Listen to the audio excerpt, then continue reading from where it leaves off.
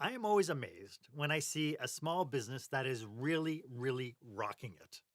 Their competitors will look at them and say, well, you know, they have more resources or they have more money to spend on marketing or they just have better people. The secret often lies not in the resources that they have, but the mindset that they cultivate. Across the board, from small shops to multinational corporations, there's a widespread challenge, a missing piece in the puzzle to business success. And that's what we're talking about today on Marc Haine Live.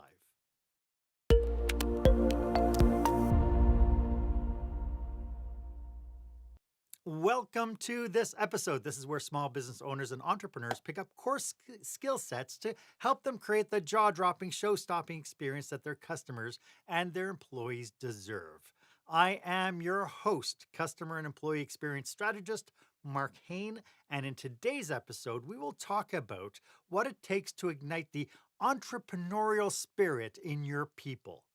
We'll uncover how to go from the initiative ice age, where it's all kind of just frozen up and nobody is moving forward, to the entrepreneur infusion by creating a remarkable framework for renewal. So, if you're looking to unlock the true potential of your team and take your business to new heights, really that you've never really imagined, you're in the right place. Stick with me for this episode. I'd love for this to be an open forum. So if you have any questions, I am looking at the question box. Make sure you put questions in the comment box and I'll go ahead and answer them live. Or if you're watching this on the replay, I'll make sure to keep an eye on the comment box and reply as you post. While you're at it, why don't you go ahead and make sure that you subscribe to this podcast? As always, if you find this topic compelling or I offer some semblance of brilliance at any particular time, I do offer 30 minutes of complimentary coaching. Go ahead and book yourself in my online calendar. The link is in the show notes. It's the one marked meetwith.marchaine.com. I'd love to get into a conversation with you. You know, it is a real head scratcher when you think about all the different businesses that are out there that are just really kicking it. They're succeeding when others are really struggling and they're falling behind and they're not doing well at all. You might think it's about hiring the right people, but what if I told you it has more to do with the nurturing kind of environment that you create than it does really evaluating your existing practices? I'm not saying that your existing hiring practices are good. I don't know for sure, but chances are you've brought people into your organization because they were the best that you could find. And so what would happen then if we nurture them? So that brings us to our question of the day.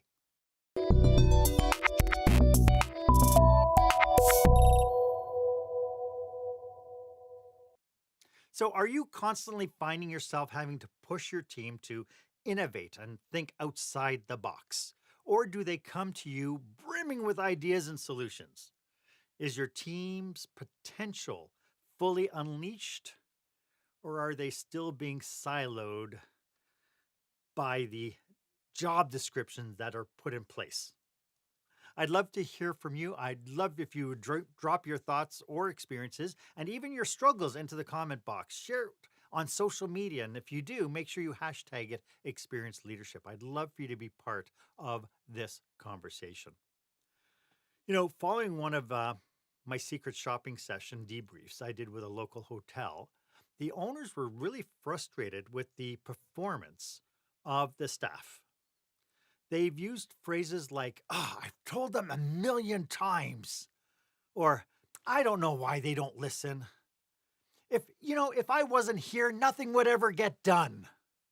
Gosh, I wish they would show more initiative. And gosh is a 4-letter word I'm replacing with a better 4-letter word, just so you know.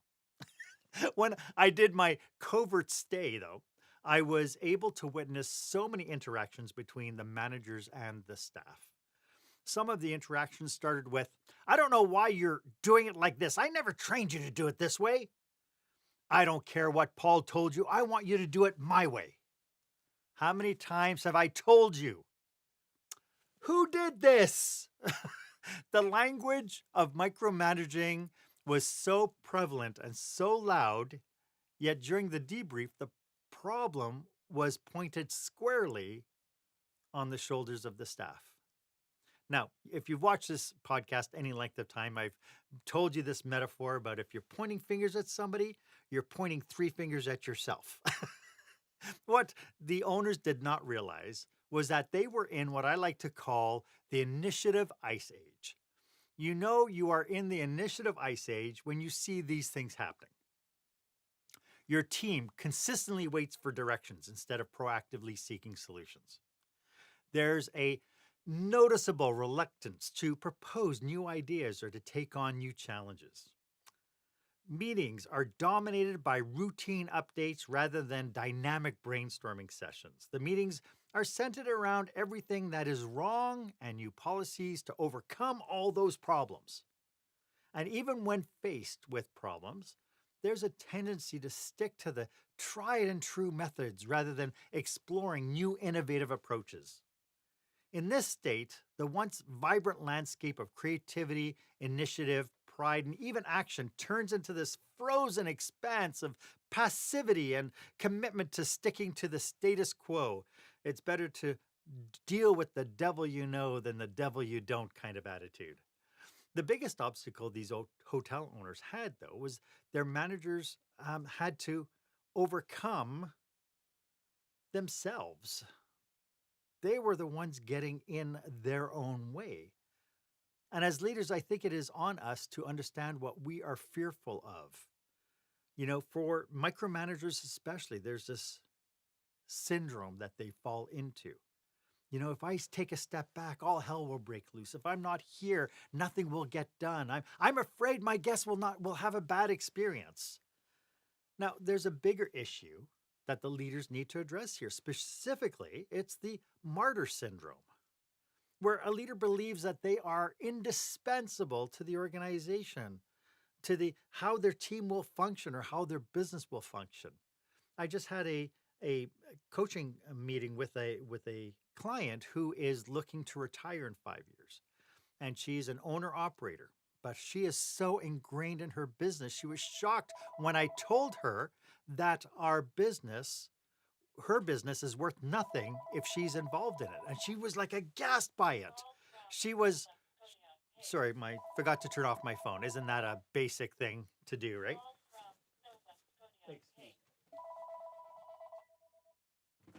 Sorry about that. That's a newbie thing to do, right? Anyway, so this lady was uh, just so shocked by the fact that I said her business really had no value, and I was trying to tell her that the reason why it has no value is because she's so ingrained in it that when she tries to sell it, the new owners coming in, will see if I take her out of it, I don't have a business. And so we talked about how the next 5 years, she really has to find a way to wean herself out of the business and make sure that the business can operate on their own. So once we acknowledge and deal with that reality, it might be beneficial for leaders to exhibit the the feelings of stepping back by assessing their role in the broader narrative, and maybe even let others take the spotlight for a while. Sometimes the martyr syndrome is really kind of seated because I want to be the hero. I want everybody to see how hard I work. I want everybody to see how great I am. And if that's part of our kind of drive, then we need to self-evaluate and try to find out, why is that the case? And I know that when it comes down to micromanaging, especially for this particular hotel, the leaders at this hotel have a lot of work to do in this particular arena. The bigger question must be, how can I get my employees to start thinking like owners? We need to work towards getting what we want. We must start working towards getting to what I like to call the intrapreneur infusion state. Now, intrapreneur is a funny word, and that is basically, we've heard entrepreneurs, people who own businesses. An intrapreneur would be somebody who's internal to you, who thinks like an entrepreneur. And so if we look at this idea of how do we take our employees and give them the entrepreneur mindset, and they create this entrepreneur infusion into our business, you know that you are in entrepreneur infusion when you see a few things happening. Team members are actively generating and pitching innovative ideas. They're coming to the table with their own ideas. There's a palatable buzz of energy and collaboration and meeting with people, and they're eagerly building on each other's suggestion. It's not just a one-person show. There's a culture of constructive risk-taking that is evident with individuals who have the courage and the confidence to explore new possibilities. Failures are openly discussed. Really? We're going to talk about our failures? And we look at those failures as learning opportunities rather than setbacks. And then there's a visible shift towards a more autonomous, empowered decision-making at all levels of the organization. And in this environment, creativity is not just encouraged, but it is a natural part of everyday work life. And each member feels like a vital contributor to the business's growth and evolution. When we come back, we will cover how to create a remarkable framework for renewal. And we'll get to that right after this. When the spotlight shines on your business, are customers applauding or yawning? In other words, how is your business performing? Make your business a star with the new book, Lights, Camera, Action, Business Operational Excellence Through the Lens of Live Theater by Marc Haine. Marc uses his business and acting experience to help you see your business like a live show, so you can create a performance your customers will never forget. Buy Lights, Camera, Action today at your favorite online retailer or directly at marchaine.com. While I'm at it, I should just mention I'm in a brand new show. It hits the stage April 12th, 13th, and 14th. We're in rehearsals right now. If you would like to get tickets for it and you're interested in attending this show at the Devon Community Theater here just outside of Edmonton, please let me know and I'll send you the link to buy tickets. Anyway, during the break, I was thinking of the impacts to a business that fails to encourage entrepreneurial thinking among their staff. A couple of months ago, I was meeting with directors at a very popular tourism destination here in Edmonton, and we got onto the subject of how to get the very best from their staff. In the meeting, there was probably about 5 directors in the meeting room. I had asked them, I said, if they had clarity of the skills and capacity each member of the staff had that were outside the scope of their individual job descriptions. They looked at me dumbfounded. They just kind of stared at me. So I changed the question. Do you think that the people you've hired have more skills and capacity than their current job description allows? The response was, yeah, I suppose so. And there lies the problem. I believe every person on the team has passion, skills, and capacities that get marginalized by job descriptions. But that's normal. We hire people to do a job. That job has a job description. So it's absolutely normal that we've hired the best people for that particular job description. But that job description is being filled by individuals who have a lifetime of experience. They have hobbies, they have interests, they have other passions. What would happen if we tapped into those? I worked with a gent for 5 years and never realized what an amazing illustrator he was. He draws the funniest cartoons. Heck, I didn't even know he had a sense of humor. And when I helped start, it's so amazing. It's like, why didn't you tell me you do this? Anyway, when I helped start a corporate Toastmasters club for a municipality, people from all different departments came together to focus on learning public speaking skills. Because they were creating their own speeches based on their own interests and passions, we got so much clarity as to what each person brings to the table. And it was really amazing because we started hearing some topics or some thoughts afterwards about, I didn't know Laura had an autistic child. And it was like an aha moment for the group because now they kind of understood some of the stresses that Laura was under while she was at work. So instead of thinking about them from one frame, we're now seeing people holistically or more wholly. Another comment that came out was, who knew Tony in accounting was so funny?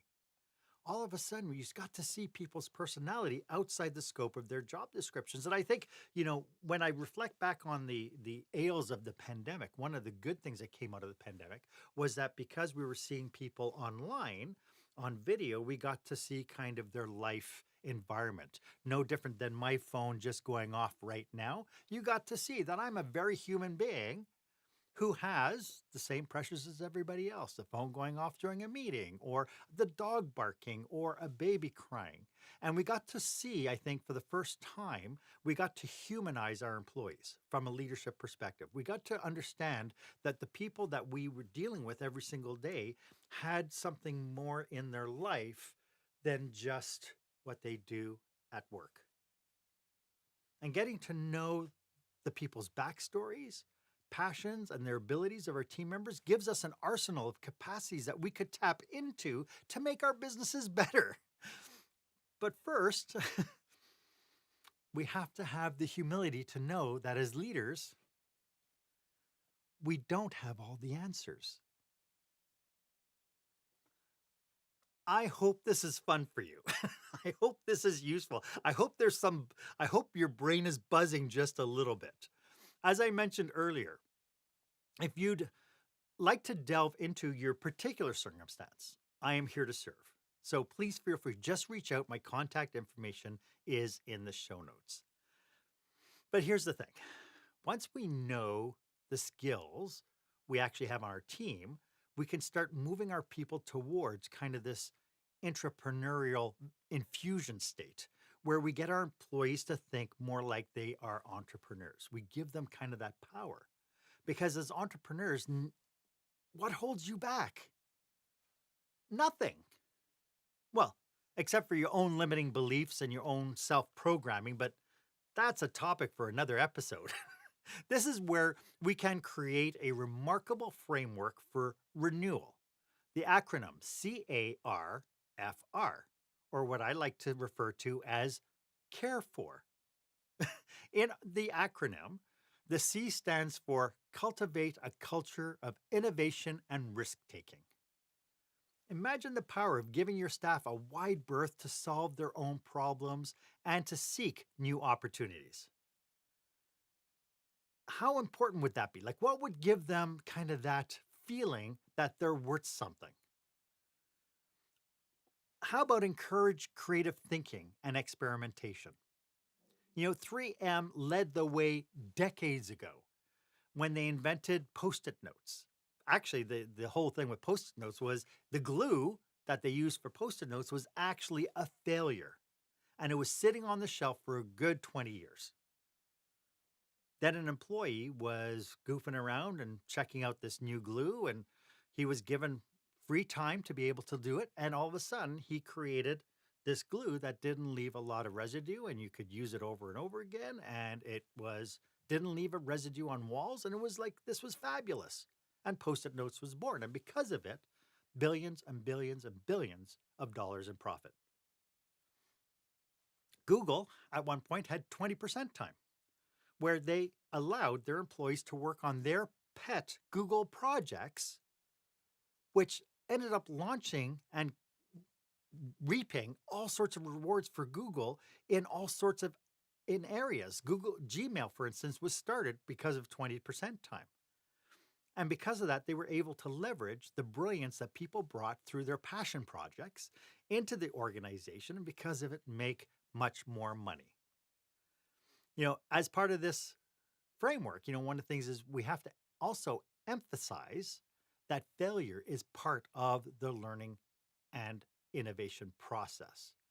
This idea of failing forward, I don't know what it is, why we have this expectation that when we do something brand new, we should hit it out of the park. I remember learning how to ride a bicycle and falling all the time. I remember learning to skateboard and falling all the time. So why do we have this expectation that I should be able to get on a skateboard and then zoom down the road without? These are skills. And with skills and developing skills, we have to fail. We have to use failure as a method for moving ourselves forward. And then finally, what about celebrate both the successes and constructive failures as the opportunities, as an opportunity for growth? Right? If we can look at the failure and say, well, yeah, okay, we've done this, so let's take the next step. And then when you hit it out of the park and when it works, then you celebrate. Giving people the reins to try and fail does not come without risks. I admit that. Sometimes there's a money risk, sometimes there's a time risk, but the rewards and accomplishments and in the sense of accomplishments, as well as the learnings are invaluable. You cannot pay for it. I remember one of the hotels I was working in, we had been robbed. The lounge waitress had been distracted in another area of the bar, and somebody climbed behind the bar and actually stole $5,000. And when all was said and done, the owners called me up and they said, well, are you going to fire the server? And I said, why would I fire the server? She was out doing her job, taking care of her customer.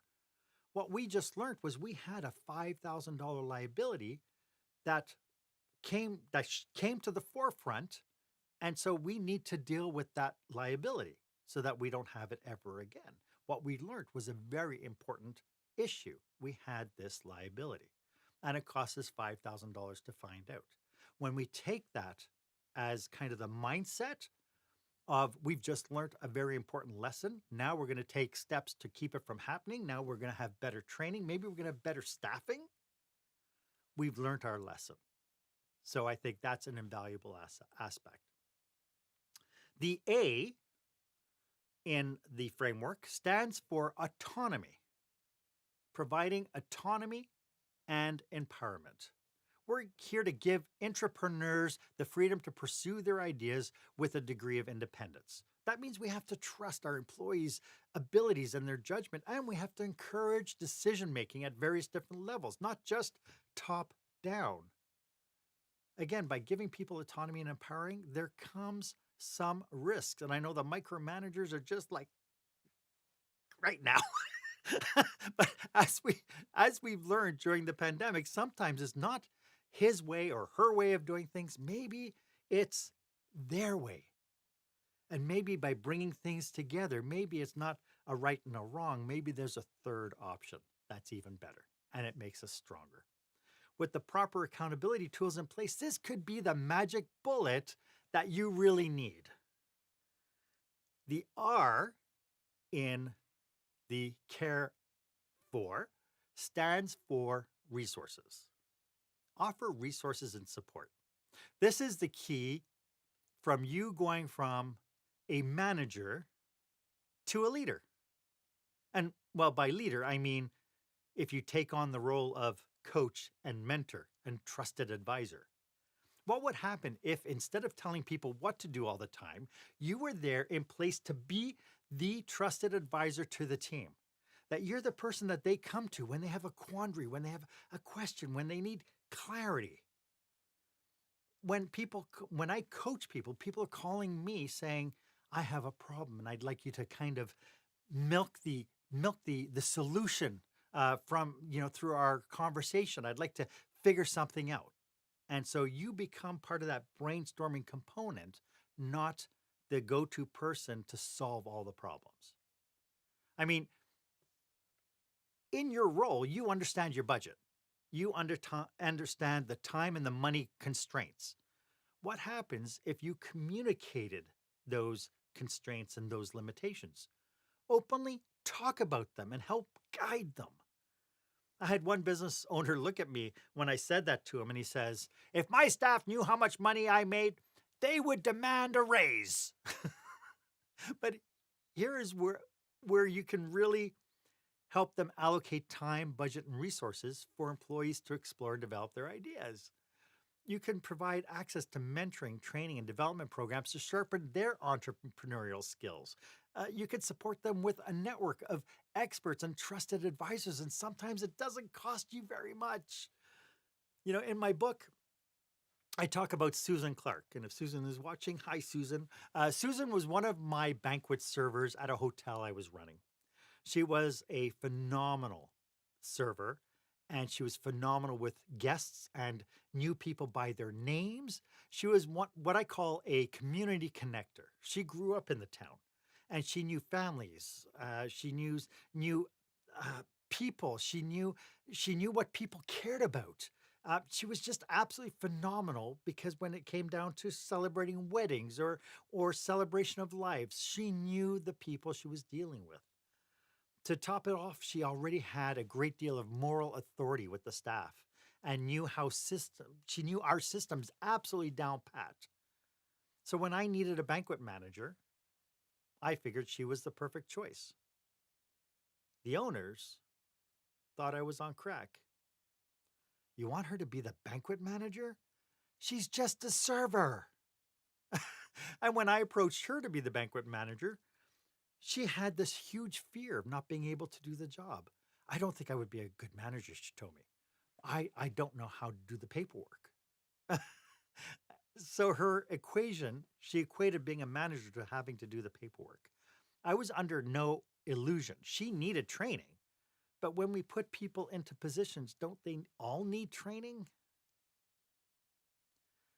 I tapped into my amazing circle of colleagues and reached out to the HR manager at one of the bigger hotels in Edmonton.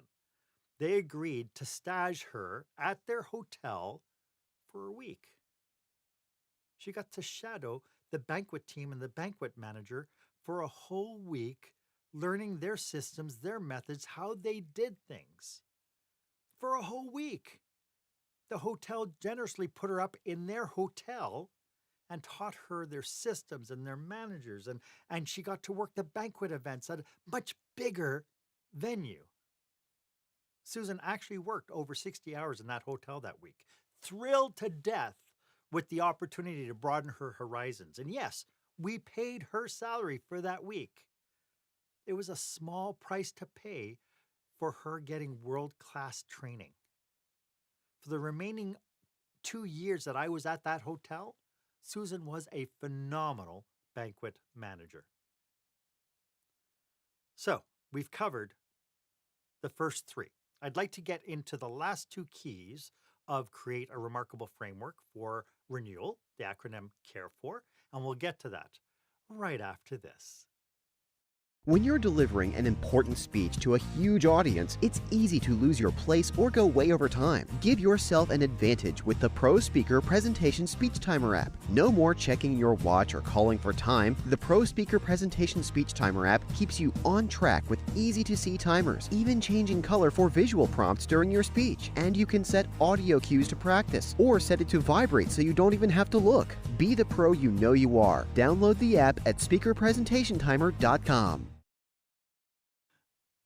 As you can tell, my purpose is serving business owners and managers just like you. If you are listening to this and are thinking, good golly, Mark, I need to train my leaders. Or if you're planning a leadership retreat or conference and you think this would be valuable, feel free to reach out for a quick discovery call. Again, my contact info is in the show notes. It would be my pleasure to serve you. And please, if you do know somebody who could use this information, be a great leader and share it. So far, we've covered cultivate a culture of innovation and risk-taking. We've talked about autonomy, and that is provide autonomy and empowerment to your team.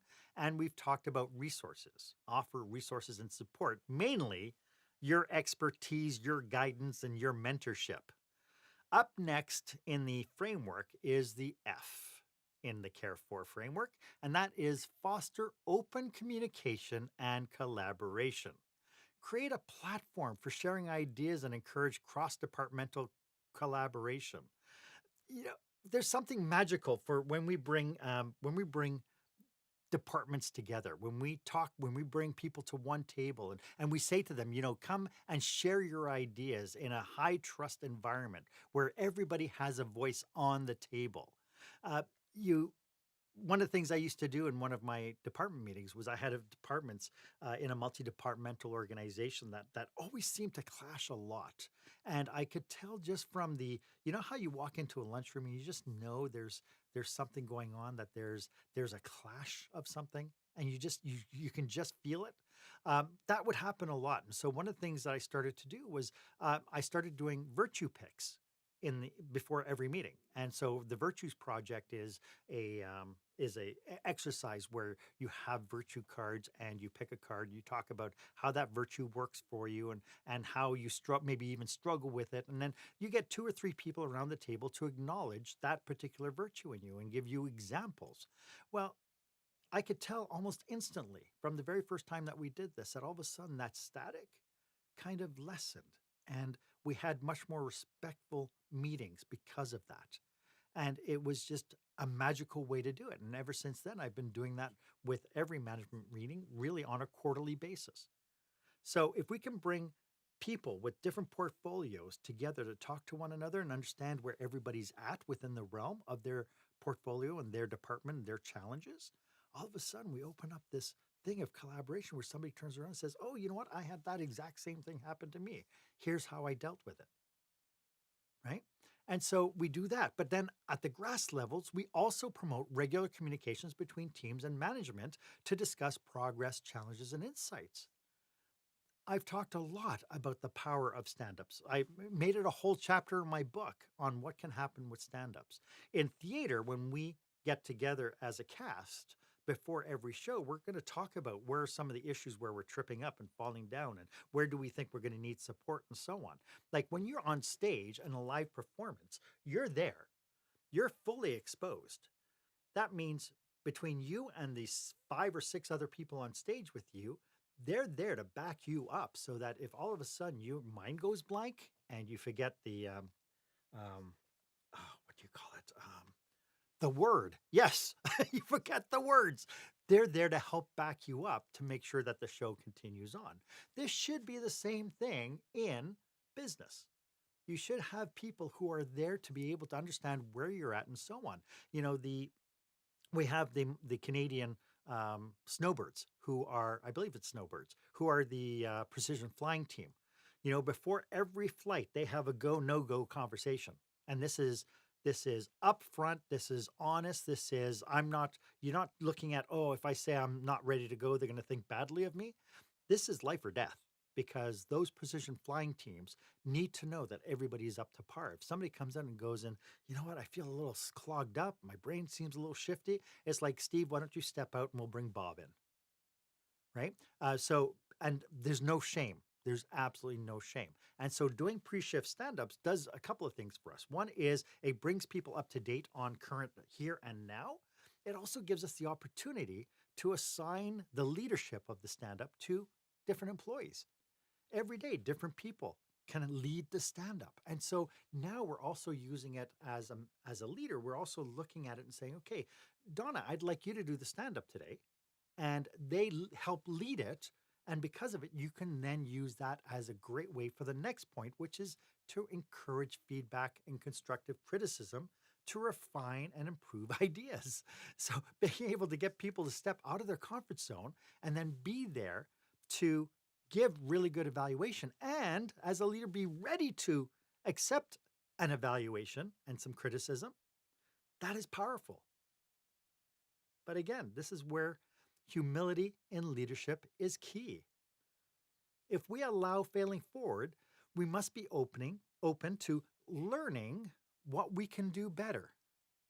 I was just facilitating a workshop for at-risk youths, and it was a public speaking workshop, and we were talking about the power of evaluations. And we made sure that the only criticism we would ever give was criticism to be in service to the other person. When we give criticism in service, it is done to honor the other person, not crush the other person. We can acknowledge what people do really well, and we can just give 1 or 2 points. Hey, just one thought came to mind. Maybe you could try this next time. When we accept criticism, we do so in that kind of framework, knowing that it is with a kind heart, knowing that the people giving the criticism wants to serve us. And that in itself is magical. it creates then all of a sudden this enhanced level of trust within your organization to know that we are here for each other. And I am going to honor the fact that you're trusting me to give you good criticism to be in service of you. And then lastly, the R. The R is for recognize and reward entrepreneurial efforts. If you've watched this show for any length of time, you've heard me say if you want to reinforce a particular behavior, the best way is to recognize and reward, and it gets repeated. It's the best way to do that is you find what people are doing that you really want to support that behavior instead of looking at all the negative stuff and all the crazy stuff and saying, you shouldn't do this, you shouldn't do this. You take a look at what they are doing, right? And you say, hey, you know what? I really appreciate the way you handled that difficult client. I thought the way that you calmed her down and came to a solution was great. Well done. What they're going to do the next time. By acknowledging and rewarding the efforts and contribution of the entrepreneurs is going to give them the trust and the confidence to be able to take even more risks and to try even further. So when you turn around and say, you know what, I really appreciate the fact that you thought that you did this thing to streamline our operations, and there was kind of a hiccup. I appreciate you taking the risk. Let's talk about what we could do better to move it forward. And then when they are doing it, it's like, oh my goodness, I can't believe that you made us 20% more productive, or you created more profit for us because we have less waste now. Well done. I can't imagine these people not coming to work just on cloud nine all the time.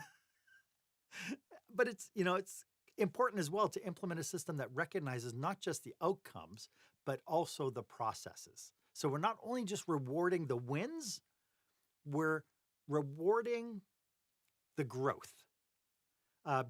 Dan Sullivan wrote a book called The Gap and the Gain, where he talks about so many times we're always looking at the gap. We're standing where we are and going, gosh, I wish I had done this, and I wish I had done this, and I wish I had done that. What we fail to look at is, look how far you've come the last 6 months. Let's celebrate how we have grown rather than all the things, all the marks that we've missed. If we can celebrate where we've grown, my goodness, then we're really just celebrating the fact that we are better off today than we were 6 months ago. And so we can celebrate milestones and successes to motivate the entire team to know that we have grown. This framework as a whole, this whole CAReFoR framework, encapsulates the essence of the strategies needed to foster entrepreneur thinking within our organization. What we're talking about is intrapreneurship within a team. And it highlights what it takes to create a supportive and innovative environment for team members to thrive. So just as a quick review, there's 5 aspects to this framework. One is to cultivate a culture of innovation and risk-taking. Autonomy, which is to provide autonomy and empowerment. We provide the resources, so we offer resources and support to help them succeed. We foster open communication and collaboration, and we recognize and reward entrepreneurial efforts. I think it is a shame for those who don't adopt creating a remarkable framework for renewal, this framework. I believe that they're going to be relegated to getting what they've always got, and that is the initiative ice age, where their team will still be dependent on being told what to do. Their leaders will still be frustrated with the lack of initiative. Their staff will know it's no use bringing up any kind of ideas because it's only going to get shot down. Their meetings will be full of shoulda, coulda, wouldas, and you'll keep getting what you've always gotten, and nothing ever changes. I look at the potential of kind of changing into this entrepreneurial mindset, and I look at the potential that would bring. And, I just keep thinking if we drive towards this entrepreneur infusion, we'd see our team stepping up with their abilities and capacities. We'd see more collaboration with people feeding off one another. And we'd have a culture of constructive risk-taking. Of course, the major outfall will be higher employee engagement, lower turnover, less burnout, more productivity, perhaps more profit. Gosh, that would be a real shame. As I wrap up, I just want to reinforce meaningful transformation isn't an overnight affair. This is not something you could just turn a switch on and it'll just happen. It is a journey, but it's one that's both challenging and exciting. If today's discussion resonated with you, if you're feeling that spark to ignite change within your organization, I encourage you not to let this moment pass. Take the first step towards creating a workplace where innovation, autonomy, and entrepreneurial spirit aren't just buzzwords, but the very foundation of your team's core belief and core successes. I'd suggest you start by evaluating where your team currently stands. Identify one area from the CAReFoR framework where you can really focus on improving. Maybe it's fostering better communication, or perhaps it's recognizing and rewarding innovative efforts. Whatever it is, take that step. Remember, the journey of 1,000 miles begins with a single step. It could be daunting, but if you have a vision for what the future should look like for you, taking that one step shouldn't be all that risky. I hope this has been helpful for you. If you have some questions about our topic today, or you'd like to brainstorm some aspect of your business, feel free to click the calendar link in the show notes and book a complimentary 30-minute clarity call with me. I live to serve. And please, if you've enjoyed this episode, please feel free to subscribe to this podcast and share it with your network. I think it's, I've always said it, that knowledge is power, but it's only powerful if you share it. I thank you so much for hanging out with me today. My name is Marc Haine. I hope you stay safe, stay healthy, and I hope you dare to be the exception.